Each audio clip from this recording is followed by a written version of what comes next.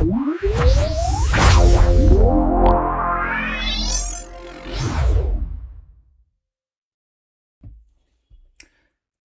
Students, welcome to the boring school. और आज के इस क्रैश कोर्स में हमारा टॉपिक है Nernst equation. Nernst equation electrochemistry chapter का टॉपिक है और JEE mains point of view से भी one of the most important topics के लिस्ट में आता है। तो आज हम लोग नर्स इक्वेशन को अच्छे से डिटेल में समझने वाले हैं। तो चलिए let's unlock the mystery behind the chemistry of Nernst equation. तो नर्स इक्वेशन होता किस लिए है पहले ये समझते हैं। तो हमने इलेक्ट्रोकेमिकल सेल में देखा था, we have seen in electrochemical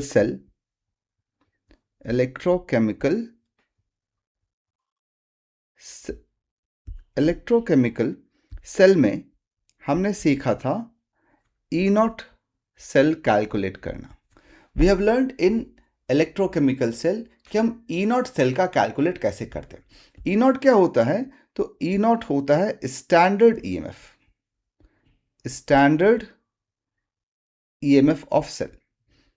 standard EMF of cell मतलब जो मेरा कंसंट्रेशन है वो स्टैंडर्ड है, दैट इज 1 मोलर, और प्रेशर अगर है तो भी 1 atm, टेम्परेचर है तो 298 केल्विन होना चाहिए, मतलब सारी चीज स्टैंडर्ड है ना। व्हाट इफ कंसंट्रेशन मेरा अगर 1 मोलर नहीं है, प्रेशर मेरा अगर 1 atm नहीं है, या टेम्परेचर मेरा 298 केल्विन नहीं है, तो उस केस में हम किसी भी सेल का ईएमएफ कैसे कैलकुलेट करेंगे। जैसे फॉर एग्जांपल मैं रिएक्शन लेता हूं zinc solid plus CuSO4 aqueous is giving us ZnSO4 aqueous plus copper solid. इस सेल का ई नॉट सेल जो होता है वो होता है अराउंड 1.1 वोल्ट। अब ये ई नॉट सेल जब मैं लिख रहा हूं, इसका मतलब उस केस में कॉपर सल्फेट का कंसंट्रेशन 1 मोलर है, जिंक सल्फेट का कंसंट्रेशन भी 1 मोलर है। अब क्वेश्चन आता है कि अगर जिंक सल्फेट का कंसंट्रेशन 0.5 हो, कॉपर सल्फेट का कंसंट्रेशन 0.25 हो, तो उस केस में हम ईएमएफ कैलकुलेट कैसे करेंगे? तो उस चीज के लिए है हमारे पास नर्स इक्वेशन। अब ये नर्स इक्वेशन आता कहां से है? तो थर्मोडायनेमिक्स में आपने पढ़ रखा है that delta G of any reaction is equal to delta G naught plus R T ln Q, where delta G is changing gives energy under normal condition, delta G naught is changing gives energy under standard condition, R is our gas constant, T is temperature, let me write, R is our universal gas constant, T is our absolute temperature, that is temperature in Kelvin scale, and Q जो होता है वो मेरा होता है reaction quotient. Q जो होगा वो रिएक्शन कोशेंट होता है। अच्छा, इसके अलावा आपने ये भी पढ़ रखा है कि डेल्टा जी जो होता है वो यूजफुल वर्क होता है, जिसको मैं लिखता हूं -NF E सेल के इक्वल। And same way delta G naught को मैं लिख सकता हूं -NF E naught of the cell, where N is the number of electrons which is transferred, number of electrons transferred in that particular reaction, or F is Faraday's constant. F is Faraday's constant, which is equal to 96500 coulomb, which is equal to 96500 coulomb, which is nothing but the charge on 1 mole of electron. It is nothing but the charge on 1 mole of electron. ठीक है, तो अगर मैं इन दोनों चीज को combine करता हूं तो मुझे मिलेगा क्या? तो मैं लिखूंगा -NF E cell is equal to -NF E naught cell. Formula क्या था? Delta G is equal to delta G naught plus RT ln Q।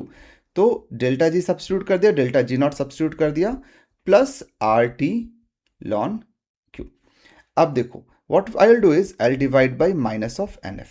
Divide by minus of NF. If I divide by minus of NF, it will become E cell is equal to E naught cell minus RT by NF ln Q। ये जो मेरा equation आया, इसी equation को हम बोलते हैं Nernst equation. इसी इक्वेशन को क्या बोलेंगे? This equation is known as Nernst equation. अच्छा, मैं इसको लॉग के टर्म्स में भी लिखना चाहूँ तो लिख सकता हूँ। क्या लिखूंगा? E cell is equal to E naught cell minus 2.303 RT upon NF log Q। सो ये फॉर्मूला हो गया इन टर्म्स ऑफ लॉग। अगली बात, जो टेम्परेचर अगर है उसको मैं 298 केल्विन रख लूं, R तो कांस्टेंट है ही, F भी कांस्टेंट है, तो if I substitute temperature is 298 kelvin, तो ये एक्सप्रेशन हो जाएगा E cell is equal to E naught cell minus 0.059 by N log of Q। तो ये एक्सप्रेशन जो होगा वो कॉमनली यूज होता है, that E cell is equal to E naught cell minus 0.059 by N log of Q। इसी को हम लोग यूज करेंगे, बट ध्यान रहे टेम्परेचर अगर चेंज कर दिया, कभी कभी ऐसा हो सकता है दैट एग्जाम में टेम्परेचर 298 केल्विन की जगह 398 केल्विन कर दे, 498 कर दे, 300 कर दे, तो उस केस में हम इस फॉर्मूला को यूज नहीं कर पाएंगे। उस केस में कौन सा फॉर्मूला लगेगा? उस केस में इस फॉर्मूला को अप्लाई करना पड़ेगा। ओके, आगे बढ़ते हैं। अब जैसे मैंने लिखा था equation zinc solid plus copper sulphate aqueous giving us zinc sulphate aqueous plus copper solid. अब इस रिएक्शन के लिए Q मैं कैसे डिफाइन करूंगा? तो Q मेरा हो जाएगा concentration of ZnSO4 divided by concentration of CuSO4। सो ये आपने इक्विलिब्रियम चैप्टर में कर रखा होगा कि रिएक्शन कोएफिशिएंट किसी भी रिएक्शन का हम निकालते कैसे हैं। अच्छा, आगे देखते हैं। अगर मान लो मेरे पास कोई हाफ रिएक्शन दिया हो, हाफ रिएक्शन दिया हो मतलब लेट्स से दिया है H plus electron is giving us half of H2. So ये reaction क्या है? Oxidation and reduction. So I can see that there is decrease in oxidation state or there is gain of electron. तो ये reduction हो गया। तो E naught RP हम लिखेंगे H plus 2 H2। ये कितना होता है? ये होता है 0। अगर E of H plus 2 H2 मुझसे पूछेगा तो मैं कैसे निकालूंगा? तो मुझे यहाँ पे यूज करना पड़ेगा नर्स इक्वेशन। नर्स इक्वेशन में लिख सकता हूँ E of H plus 2 H2 that will be equal to E naught of H plus 2 H2 minus 0.059 by N। N क्या होगा यहाँ पे? तो 1 इलेक्ट्रॉन ट्रांसफर हो रहा है, तो N मेरा 1 हो जाएगा। log ऑफ Q क्या होगा? तो यहाँ पे हाइड्रोजन गैस है मेरा ना, हाइड्रोजन गैस है, तो हम यहाँ पे लेंगे partial pressure of H2। Power कितना होगा? तो जो भी कोफिशिएंट होगा वो पावर आ जाएगा, तो पावर 1/2 अपॉन यहाँ पे H प्लस एक्वा सोल्यूशन होगा, तो यहाँ पे मैं H प्लस का कंसंट्रेशन लिखूंगा। तो जब भी गैस आएगा तो वहां पे मैं प्रेशर ले सकता हूं, जब भी एक्वा सॉल्यूशन आएगा तो वहां पे मैं कंसंट्रेशन ले सकता हूं। Same way let's take one more example. जैसे फॉर एग्जांपल है मेरे पास Cu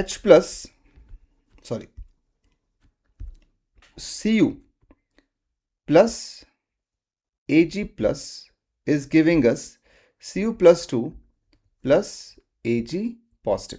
अब ये रिएक्शन जो है मेरा बैलेंस रिएक्शन नहीं है, तो अगर मैं इसको बैलेंस करूंगा तो ये मेरा हो जाएगा Cu plus 2Ag positive will give us Cu plus 2, this is Ag, Cu plus 2 plus 2Ag।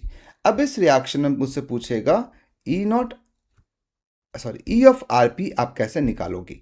सो मुझे पता है naught Rp, E of reaction आप कैसे निकालोगे?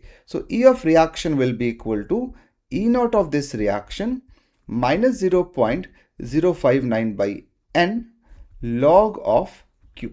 अब देखो E नॉट रिएक्शन में क्या लिख सकता हूं?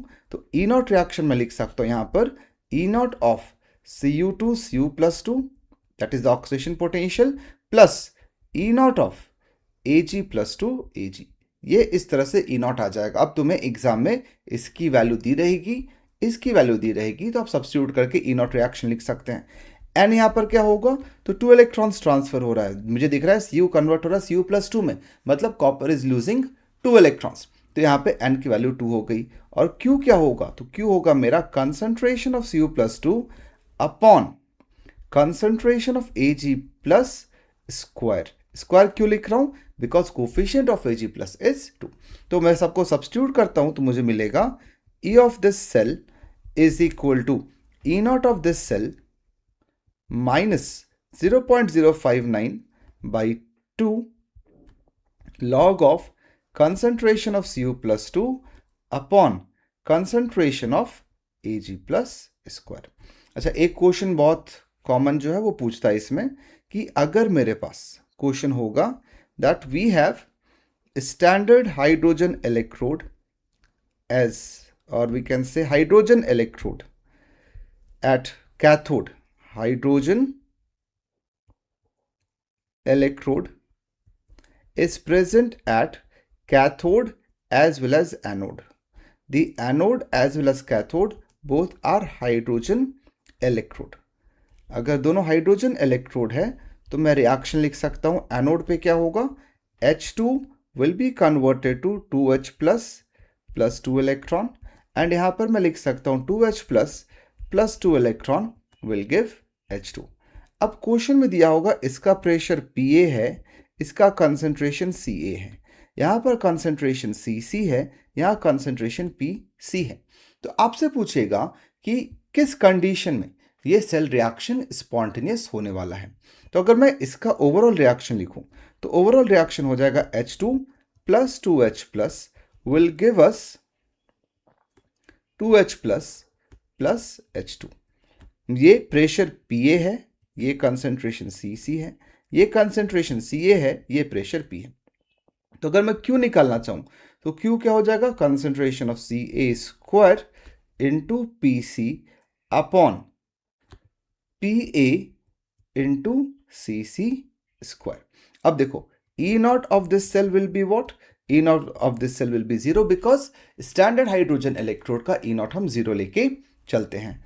अब आगे देखो, अब मुझे E सेल निकालना है तो E सेल मेरा हो जाएगा E naught cell which is 0 minus 0.059 by N क्या है, तो N2 है लॉग ऑफ Q।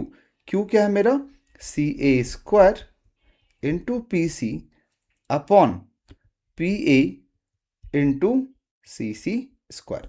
अब for cell reaction to be spontaneous, for cell reaction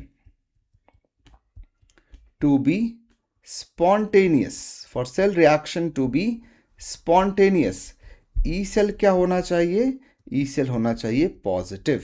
E cell positive कब होगा इस केस में, जब मेरा log of Ca square into Pc upon Pa into Cc square ये मेरा नेगेटिव हो जाए। और ये नेगेटिव कब होगा, तो ये नेगेटिव होगा when Ca square into Pc upon Pa into Cc square जो होगा वो मेरा लेस देन 1 होगा।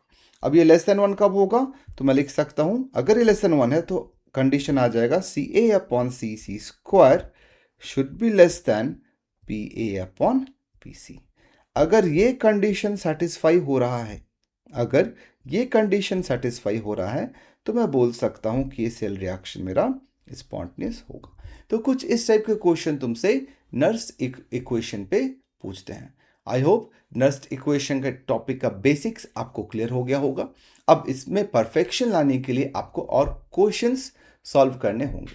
अगर क्वेश्चंस नहीं सॉल्व हो रहे हैं तो you can ask me doubts in the comment section. आप कमेंट सेक्शन में कमेंट करो, मैं आपको उस क्वेश्चन का प्रॉपर सॉल्यूशन बना के दूंगा। अगर ज़रूरत पड़े तो एक वीडियो भी वहाँ पर अपलोड करूँगा जिसमें प्रॉपर डिटेल्ड सॉल्यूशन दिया हो। नर्स इक्वेशन में और डिटेल्ड वीडियो के लिए you can subscribe the channel, you can comment कि तुम्हें और डिटेल्ड वीडियो चाहिए तो मैं और डिटेल्ड वीडियो भी बनाऊंगा। बाकी JEE mains point of view से this much is sufficient, the concept of Nernst equation is sufficient. बाकी keep practising question and we'll meet in the next section. Thank you.